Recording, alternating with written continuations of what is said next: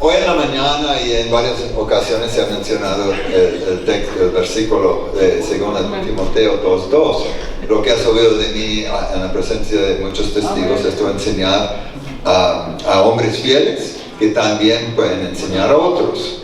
Y esto ha formado para mí, esto formó un concepto básico de cómo se hace el ministerio, y que si uno como ministro no está reproduciéndose, no está cumpliendo con lo que Dios quiere que hagamos. Bueno, lo hizo más claro todavía en Mateo 28, 19 y 20, donde Jesús dice, bueno, comienza el 18 cuando dice: toda autoridad me da, por tanto id y hacer discípulos de todas las naciones, bautizándoles en el nombre del Padre, Hijo y del Espíritu Santo, y enseñándoles todas las cosas que yo les he enseñado, ¿verdad?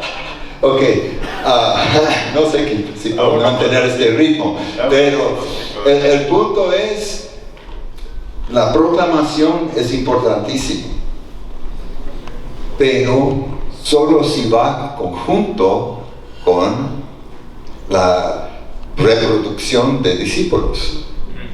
Porque si su predicación no está resultando en discípulos, disculpe, pero no sirve, ¿verdad? Porque Jesús no dijo ir y hacer cultos, no dijo ir y hacer conferencias, fue muy claro: ir y hacer discípulos.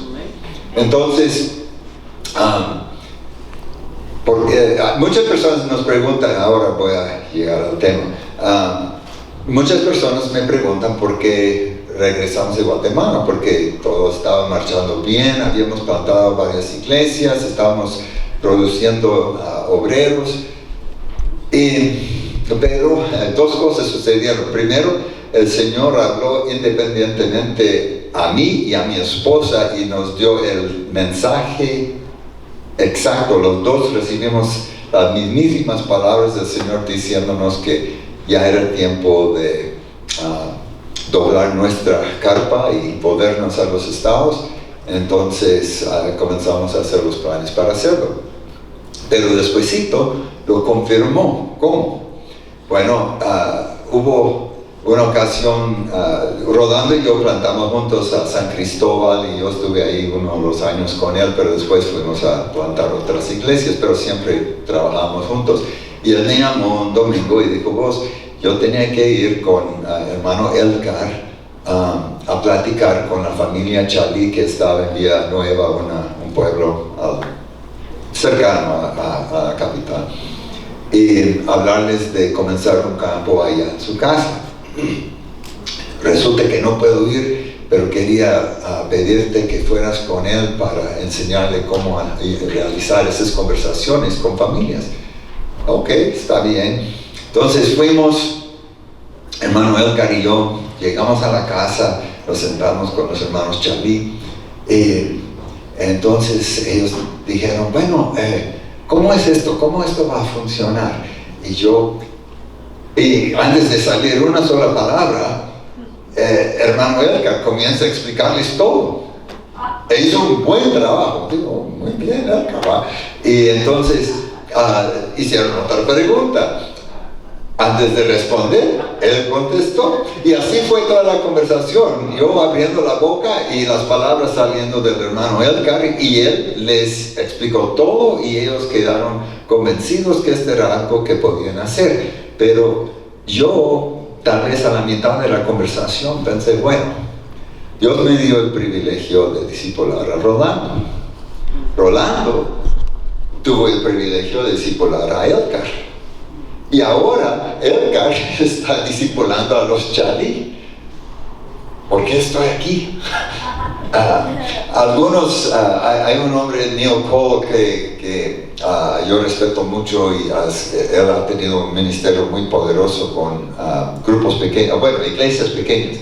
Y él dice que si uno puede equipar personas que en su turno equipan a otros y llegan a la cuarta generación, entonces tienen un movimiento. Porque si la misma información se guarda en 4 generaciones, entonces sabes que la gente está agarrando la onda y que están comunicando el mensaje en su forma entera. Entonces, wow, yo dije este día, ok, entiendo por qué el Señor está diciéndonos que nos vayamos. Esto es, hermanos, cuando hablamos de la predicación tiene que ir junto con la capacitación, ¿verdad? Entonces, Rolando, ¿por qué no hablaste de esto? Bien, cuando yo comencé mi trayectoria de estudiante bíblico, pues ya era un participante en la congregación y sabía hacer algunas cosas, ¿verdad? Pero lo nuevo que íbamos a hacer para comenzar una iglesia, eso fue como un shock, porque pues no había nada, ¿verdad? Yo nunca había querido aprender a tocar la guitarra porque mis hermanos tocaban la guitarra muy bien y entonces no tenía yo sabía unas notas y todo, pero cuando llegué allá no había nada, entonces, pero él ya había contactado unas familias, como 3 familias, y había una guitarra y todo eso, entonces yo comencé a hacer cosas como irme al seminario, practicaba. Me acuerdo que el canto que más aprendí fue Dios está aquí. Entonces lo practicaba allá y lo repasaba, y entonces, bueno, al final terminé aprendiendo a tocar algo la guitarra. Y entonces Edgar se había convertido en un estudio bíblico como los que nosotros hacíamos, ¿verdad? Él era un alcohólico de como 45 años, que ya había destruido casi su familia, y lo conocimos, hicimos un estudio bíblico, y en el primer estudio bíblico él se convirtió, estudiando el libro de Juan, y está firme todavía ahora, gracias a Dios. Entonces esa parte de instruir fue cuando comenzó en mí a enseñarme que la manera de evangelizar no era solamente con los cultos, ¿verdad? Y nosotros teníamos otra práctica que hacíamos. Bueno, el sistema del seminario allá es que uno estudia de lunes a viernes, y el viernes en la tarde uno sale a una iglesia. Entonces cuando uno llega a una iglesia, los hermanos no están pensando en que usted es nuevo, ahora tiene una semana, ya vino, predique, enseñe los signos. Ya es hacer todo. Lorena se da de acuerdo. Entonces era esa cosa. Y pues, pero Alonso tenía una práctica que teníamos ya habíamos con él, era que yo predicaba, si me tocaba predicar, él tomaba notas de mis aciertos y desaciertos. Entonces, y teníamos una reunión que al final le terminamos poniendo ya, porque después llegaron otros estudiantes bíblicos y nosotros teníamos la sesión de cierre de nuestro fin de semana. Era una sesión con ellos, comer con ellos, y de ahí evaluar lo que habíamos hecho, lo que teníamos, lo que quedaba, lo que íbamos a hacer el siguiente fin de semana. Pero había un punto que se llamaba la crucifixión. Entonces en la crucifixión eso era el título que ellos lo pusieron. Sí. Entonces en la crucifixión era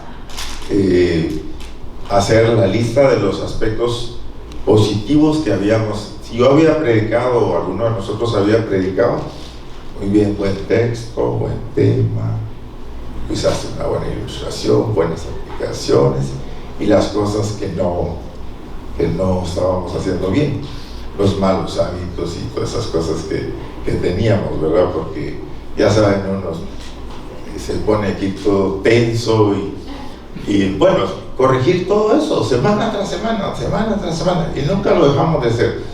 Entonces eso, en primer lugar, era una cosa nueva para mí, pero la segunda cosa era que me daba más confianza. Cuando yo me presentaba, yo estaba tratando de corregir algunos defectos y algunas debilidades que yo presentaba, o o que los otros estudiantes presentábamos. Entonces, lo hicimos eso por 4 años consecutivos y lo seguimos haciendo por muchos años con los estudiantes bíblicos. De hecho, yo todavía lo hago con los estudiantes de extensión, porque ellos predican, uno de ellos predica cada semana y lo evaluamos para ir enseñando. Entonces sí, ha sido pues esa parte. Entonces los compañeros decían, no, es que vos tenés que te enseñe. Al final, hermanos, yo no soy un excelente predicador porque no tengo los dones. Los dones que tengo son los que ustedes ven, pero no porque no tuve un buen maestro, sino esas cosas las corregimos y corregimos otras prácticas equivocadas que teníamos. Entonces, sí, no has mencionado que ustedes también me corrigían a mí. Ah, sí. Ahí es donde se puso bien divertido para él. Sí. Porque si Alonso hacía, ellos también se sometían al escrutinio nuestro. Y eso nos devolvió un poco de dignidad. Porque estábamos con un equipo que estábamos todos al mismo nivel. Y nos dio confianza. Y me recuerdo cuando teníamos la costumbre. Yo soy de familia cristiana por forever and ever, mi abuelo fue pastor, mi mamá también fue pastora, y ella había ido también al seminario, entonces ella tenía mucha relación con los misioneros, pero entonces cuando Alonso apareció con esta nueva versión de misionero, a llegar a las casas y saludarnos, ¿qué onda? Y así todas esas cosas, ¿no? Al principio fue brusco porque mi mamá decía, no, está faltando el respeto a los misioneros, toda esa cosa, ¿no? Entonces nosotros crecimos con esa idea de que el misionero era algo aparte, ¿verdad? Sí, entonces y nosotros de hecho, ¿verdad?, los tratábamos a todos de don Alonso, don Raimundo, don Jim, eran nuestros maestros. Entonces ellos tomaron otra decisión que fue clave también.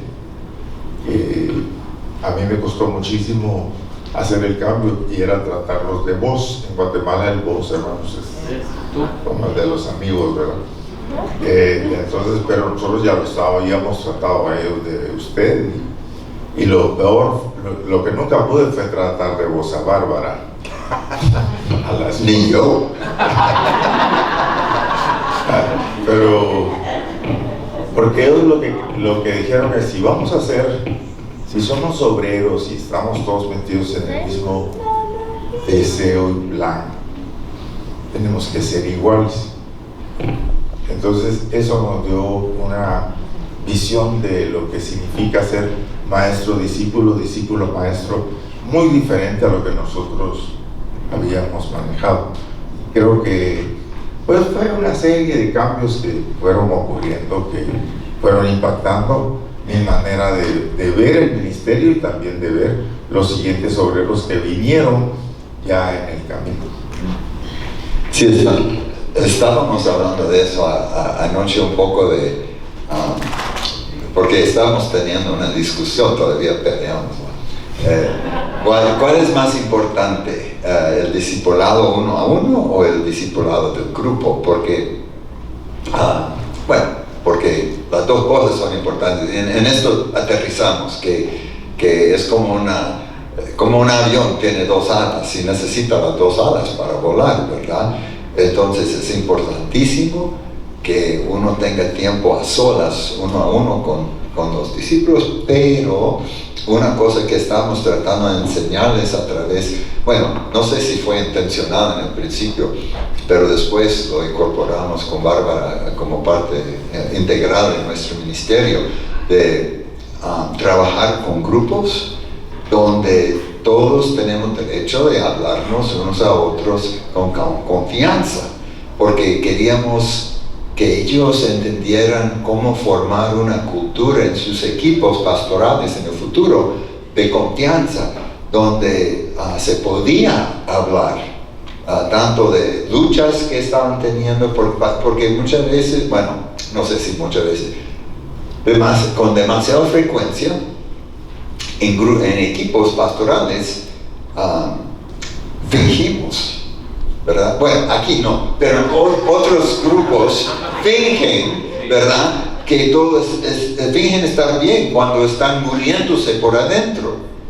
Y como dijo el hermano Carlos en la mañana, entra la decepción, la frustración, y no hablamos con nadie porque tememos ser honestos y vulnerables unos con otros. Entonces eso es lo que queríamos enseñar, y en verdad fue algo chistoso al principio cuando les dije, y David Leach estaba en ese entonces también, y cuando les dijimos que podían corregirnos, porque Dios le bendiga, hermano, porque ellos estaban que sí, en verdad podían, pero les dijimos, queremos crecer también, y yo sé que no predico muy bien, y sé sobre todo que no hablo de español sin errores, entonces necesitamos que ustedes nos hablen y que nos corrijan, y esto creó un ambiente donde todos pudimos crecer y donde